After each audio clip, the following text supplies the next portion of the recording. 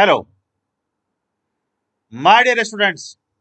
आज thermodynamics chapter बड़ा most important है क्लास 11 के लिए और क्लास 12 के लिए भी इंपॉर्टेंट है, क्योंकि आप जेई में बैठते हैं, नीट में बैठते हैं, उसके लिए ये चैप्टर मोस्ट इंपॉर्टेंट है। और उस चैप्टर में ये जो टॉपिक है जेई के लिए और नीट के लिए, दोनों के लिए इंपॉर्टेंट है। तो फर्स्ट लॉ ऑफ थर्मोडायनेमिक्स पिछले वीडियो में पढ़ाया जा चुका है, आपको मिलेगा। अब इस फर्स्ट लॉ ऑफ थर्मोडायनेमिक्स में कुछ और पॉइंट आप अभी इस समय सुनने जा रहे हैं, ठीक है। तो यहां ध्यान दीजिए, फर्स्ट लॉ ऑफ थर्मोडायनेमिक्स, इसके बाद हम लोग सेकेंड लॉ ऑफ थर्मोडायनेमिक्स करेंगे।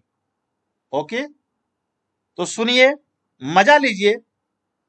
थर्मोडायनेमिक्स में first law of thermodynamics, second law of thermodynamics, तो ये लीजिए सबसे मजा। पहले फर्स्ट लॉ ऑफ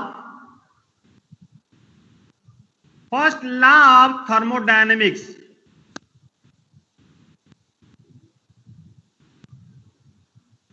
इसकी बात हम कर रहे हैं। First law of thermodynamics,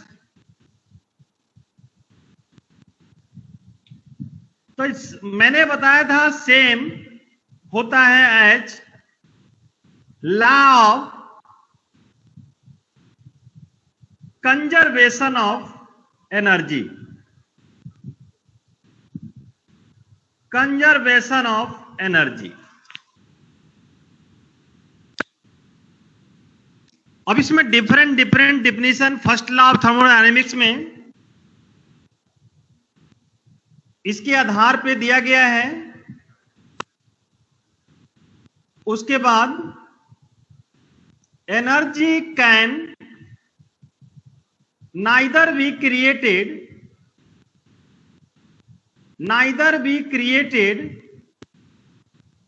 nor destroyed.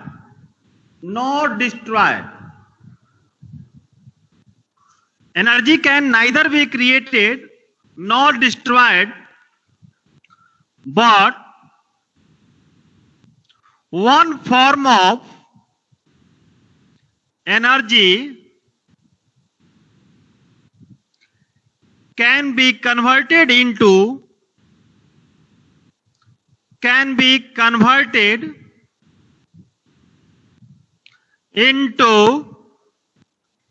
another form of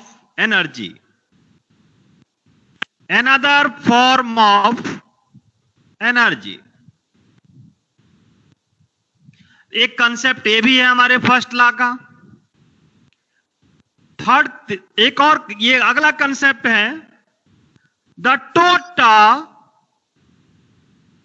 total energy of the universe is constant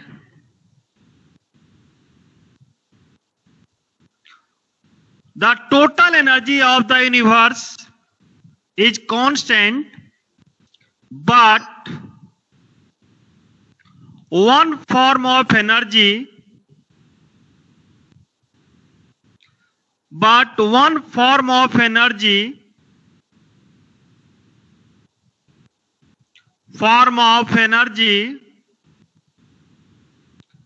can be converted into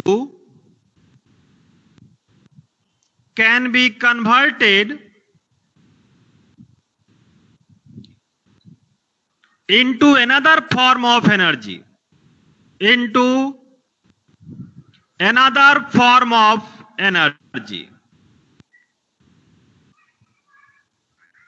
ये सारी एनर्जी का खेल है। और एक और कंसेप्ट इनका है the sum of all form of energy, the sum of all form of energy of an isolated system of an isolated system always remains constant. Always remains constant. तो ये मैं आप लोगों को याद दिला रहा हूं कि जो हम लोग फर्स्ट लॉ ऑफ थर्मोडायनेमिक्स पढ़े हैं, सेकेंड लॉ ऑफ थर्मोडायनेमिक्स पढ़ने जा रहे हैं, तो इनमें इनका लिमिटेशंस क्या क्या है, उस चीज को हमें यहां पर ध्यान देना है। तो इन्होंने कहा कि same as law of conservation of energy, हमारी जो कंजर्वेशन ऑफ एनर्जी है, फर्स्ट लॉ ऑफ थर्मोडायनेमिक्स की पॉइंट है। तो इन्होंने जो हमारे डिफरेंट डिफिनेशन दिया है, डिफरेंस जो कंसेप्ट दिया है फर्स्ट लॉ ऑफ थर्मोडायनेमिक्स में, second concept energy can neither be created not destroyed, but one form of energy can be converted into another form of energy. आपने यहां सेंटेंस पर ध्यान दीजिए, क्रिएट नहीं हो सकता है, डिस्ट्रॉयड नहीं होता है, लेकिन एक फॉर्म से दूसरे इसमें जा सकता है, कन्वर्ट किया जा सकता है। तो कई सारे एग्जाम्पल दे करके आपको समझाया गया है। नेक्स्ट कंसेप्ट है total energy of the universe is constant, जो पॉसिबल नहीं है। जो पॉसिबल नहीं है वो इनका फर्स्ट लॉ है, और इसी का लिमिटेशन सेकेंड लॉ में है। Total energy of the universe is constant, constant होता ही नहीं है। One form energy can be converted into another form of energy, इतना इजीली कन्वर्ट नहीं हो सकती है। Next, the sum of all form of energy of an isolated system always remains constant. यही जो इनका कंसेप्ट है, ये कंसेप्ट में परफेक्शन नहीं है। इन्होंने तो बता दिया है कि एनर्जी ट्रांसफर होता है, लेकिन कैसे, वही सेकेंड लॉ ऑफ थर्मोडायनेमिक्स में बताया गया है। तो यहां पर मैंने आपको फर्स्ट लॉ ऑफ थर्मोडायनेमिक्स याद दिलाया कि फर्स्ट लॉ ऑफ थर्मोडायनेमिक्स क्या है। तो आप में एक स्टूडेंट हैं आसना, आसना बताएंगे अभी मैंने क्या समझाया फर्स्ट लॉ ऑफ थर्मोडायनेमिक्स। आसना sir, first law of thermodynamics में लिमिटेशन बोलिए बेटा। बहुत, हाँ, उसमें बताया गया कि energy neither be created nor be destroyed but can be converted in one form to another form, and total energy of the universe is constant, but one form of energy can be converted in another form, and जो सारी energy का सम होता है वो constant होता है, constant होता है। तो ये फर्स्ट लॉ ऑफ थर्मोडायनेमिक्स है। क्लियर, वेरी गुड बेटा, बहुत सही जवाब आपने दिया, और इतने कम समय में आपने सारी पॉइंट को ग्रैस्प करके आंसर दिया, वेरी गुड। अब देखिए सेकेंड लॉ ऑफ थर्मोडायनेमिक्स हम आ रहे हैं। तो कैसे, क्या क्या लिमिटेशंस है हमारे फर्स्ट लॉ का, तो इन सारी लिमिटेशंस का जवाब सेकेंड लॉ ऑफ थर्मोडायनेमिक्स में है। Second law of thermodynamics, thermodynamics second law of thermodynamics पढ़ने के पहले हम लोग कुछ जो लिमिटेशंस की बात कर रहे हैं, लिमिटेशंस क्या क्या लिमिटेशंस है पहले ये जान लें।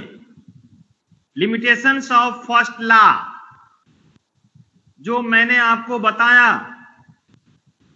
लिमिटेशंस ऑफ फर्स्ट लॉ, जैसे एनर्जी का transfer, heat can flow from hot body to cold body, hot body से कोल्ड बॉडी की ओर हीट फ्लो कर सकता है, लेकिन कोल्ड बॉडी से हॉट बॉडी की ओर फ्लो नहीं करेगा। तो यहां पर ये लिमिटेशंस हो गया हमारा। इनका लिमिटेशंस जो फर्स्ट पॉइंट है वो मैं यहां क्लियर कर रहा हूं। लिमिटेशंस कई सारी पॉइंट में मैं आपको समझाने जा रहा हूं, ध्यान से समझेंगे तभी सेकेंड लॉ समझ में आएगा।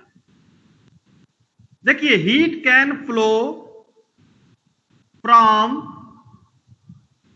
Hot body to cold body, hot body to cold body, but not from cold body to hot body। ये पहला लिमिटेशन है जो मैं आपको बता रहा हूं। इसमें देखो, जो फ्लो ऑफ हीट है, डायरेक्शन है, डायरेक्शन, मेन डायरेक्शन, उसका एक्सप्लेनेशन इन्होंने नहीं किया, फर्स्ट लॉ में नहीं किया गया है। यानी जो फ्लो ऑफ हीट है, मेरे कहने का मतलब है फ्लो ऑफ हीट, अब डायरेक्शन, इसका नहीं किया गया है डिस्कशन, डिस्कशन नहीं किया गया। ये हमारा पहला पॉइंट हो गया, ये पहला लिमिटेशंस हो गया। अब देखिए, feasibility, feasibility of a process, इनके प्रोसेस में काफी फिजिबिलिटी है, फ्लेक्सिबिलिटी है, मतलब क्लियर कट आंसर नहीं है। हाँ, ये हो सकता है, वो हो सकता है, बट क्लियरली जवाब नहीं है, या स्पॉन्टेनिटी बोल सकते हैं, स्पॉन्टेनिटी। अभी हम बताएंगे क्या है।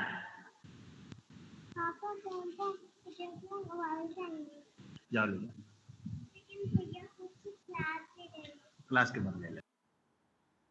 हाँ, तो आज की क्लास हम यही समाप्त करते हैं। सेकेंड लॉ ऑफ थर्मोडायनेमिक्स इसके बाद वाली वीडियो में आपको मिलेगा, ठीक है।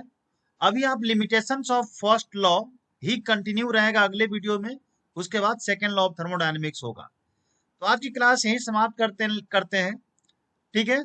Okay, bye, good night, good night, okay, bye bye bye bye bye.